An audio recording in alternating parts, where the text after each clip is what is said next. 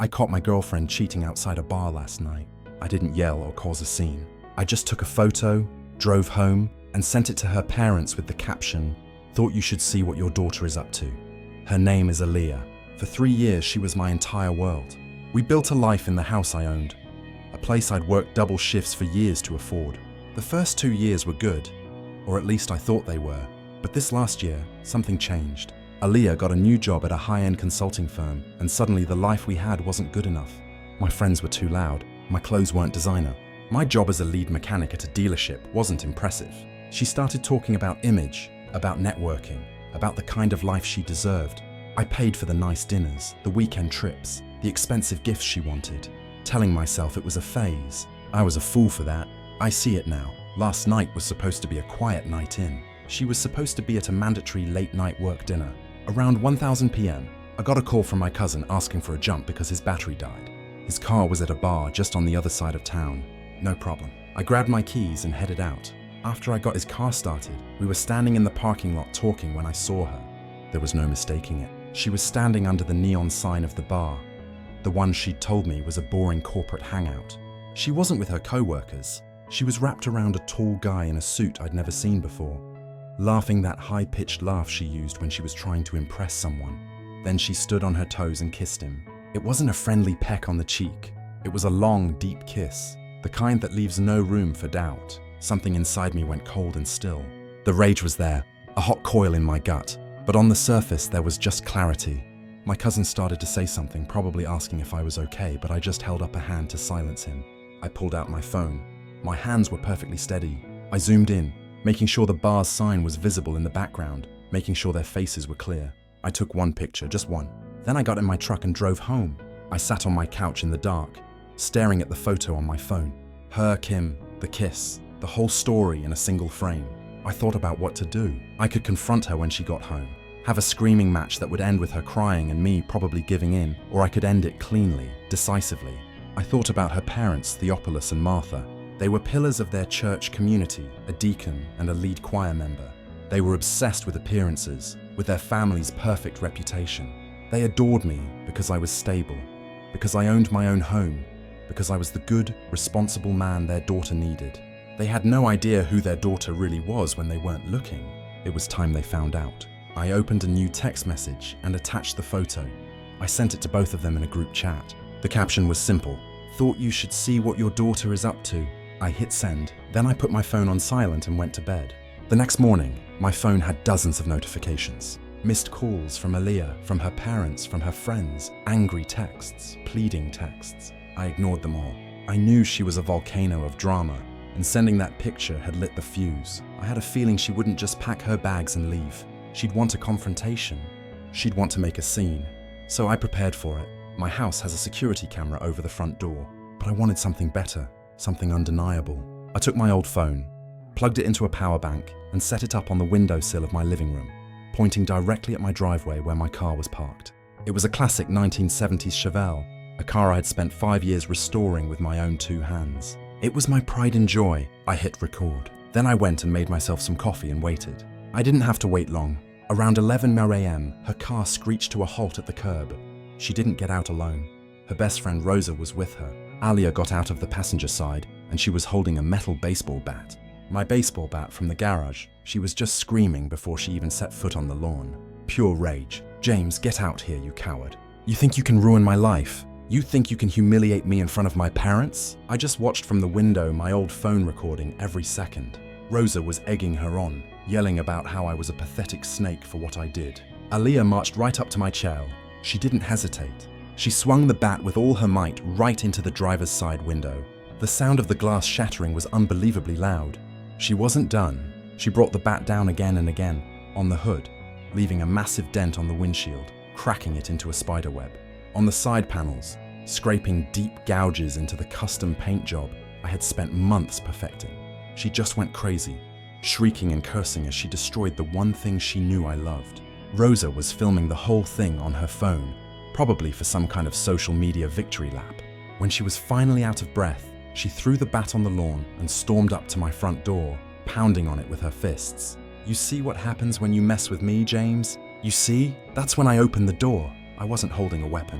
I was holding my phone with the 911 operator on the line, the speaker on so she could hear the calm voice on the other end. Her face went pale. The rage in her eyes was replaced by pure panic. Rosa immediately stopped filming. "I have a young woman here who has just committed felony vandalism on my property," I said into the phone. "She used a baseball bat to destroy my vehicle. Yes, I have it all on video. I can see the police car turning onto my street now." The sound of sirens got louder. Aaliyah's whole body started to shake. The tough act vanished. She just looked like a scared kid who realized she'd gone way too far. "James, no," she whispered, her voice cracking. "Please don't do this. It was a mistake. I was just angry." "You weren't angry, Aaliyah," I said, my voice cold and hard. "You were entitled. You thought you could cheat on me and I would just take it. You thought you could destroy my property and there would be no consequences. You were wrong." The police car pulled up to the curb.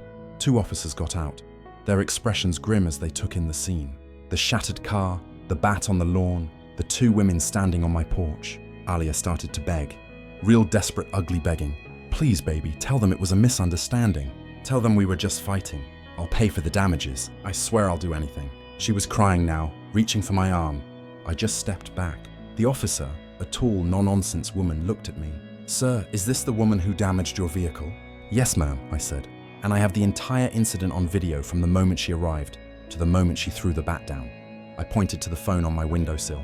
That was it. The fight went out of Aaliyah completely. The officer cuffed her, reading her the rights as Aaliyah sobbed uncontrollably. The way she begged as the cops took her away was a sound I'll never forget. She begged them. She begged me. She even begged Rosa, who was already trying to distance herself from the situation, telling the other officer she had nothing to do with it. As they put her in the back of the squad car, she looked at me one last time, her face a mess with tears. "You did this to me," she mouthed through the window. I just shook my head. "No, you did this to you." After the police left with Aaliyah in the back of their car and a case number in my hand, the silence was intense. I sent the video file of her rampage to the lead officer's email address right then and there. Then I went back inside and finally checked my phone. It had blown up. Her mother, Martha, had sent me a dozen texts. The first few were confused, then angry, then horrified after she'd clearly spoken to Aaliyah. "You had no right to bring us into this. This is a private matter." I just replied with a screenshot of the police report number that stopped her texts cold. Her father, Theophilus, had left a single voicemail. It was a strange mix of anger at me and deep, weary disappointment in his daughter. He sounded like a man whose perfect world had just been shattered. He ended it by saying, "You and Aaliyah are done, and as of today, so are she and I." He had cut her off. The bank of Dad was officially closed. I spent the rest of the day dealing with the fallout. I called my insurance company and started the claim on my car. I called a locksmith and had every lock on the house changed. Then I started packing her things. I used her own expensive designer luggage, the stuff she was so proud of. I packed every last dress, every shoe, every bottle of perfume. The next few days were a blur of legal and personal cleanup. Aaliyah was released on bail, paid by a reluctant Rosa. The first thing she did was start a smear campaign. Suddenly, our mutual friends were getting a completely different story. In her version, I was the abusive, controlling monster. The photo I sent her parents was photoshopped. I had driven her to a mental breakdown, and the car incident was a desperate cry for help that I had exploited. It might have worked if I hadn't been prepared. I didn't argue. I didn't engage. I just sent a single simple message to our group chat. It was the video. The clear, undeniable video of her in a full-blown rage, methodically destroying my car while Rosa cheered her on. I didn't add a single word of commentary.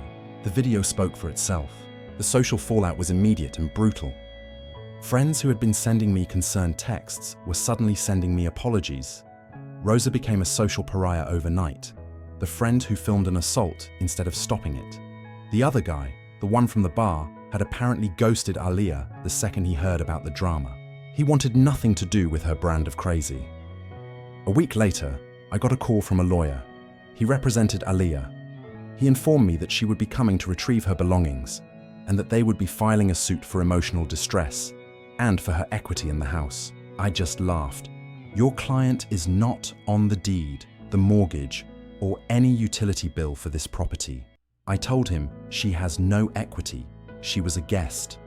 As for emotional distress, I have a video of her committing a felony on my property. My lawyer will be in touch with a countersuit for the damages, the insurance deductible, and the diminished value of my classic car. Is there anything else? He was silent for a moment. My client will be there on Saturday at noon to retrieve her things, he said, his tone much less confident. Fine, I said. She can have a police escort. She is not to set foot on my property without one. That Saturday was the last time I saw her in person. She showed up with 2 police officers and her mother. She wouldn't look at me. Her mother tried to start in on me, telling me I was heartless. But one of the officers politely told her to be quiet. I had all of Aliyah's luggage piled in the garage. They loaded it into her mother's car in a tense, miserable silence. As they were about to leave, Aliyah finally looked at me. There were no tears, no anger, just a hollow, empty look. The legal battle was short and one-sided. Faced with the video evidence, she had no choice but to plead guilty to felony vandalism. She got 2 years of probation, a hefty fine, mandatory anger management classes, and a court order to pay full restitution for the damages to my car, which came to just over $17,000. Her lawsuit against me was dropped so fast it was comical. The last I heard, she's living back with her parents. Her father is making her work a retail job to pay me back every single cent. She lost her high-powered job, her friends, her reputation, and her freedom, all because she couldn't stand the thought of her perfect image being shattered. She chose to grab a bat instead of just acting like an adult about it. I got my car fixed.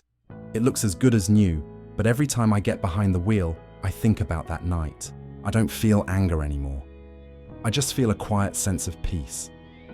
I saw the real her, and I acted. I poured myself a whiskey and enjoyed the silence in my own home. It was finally done.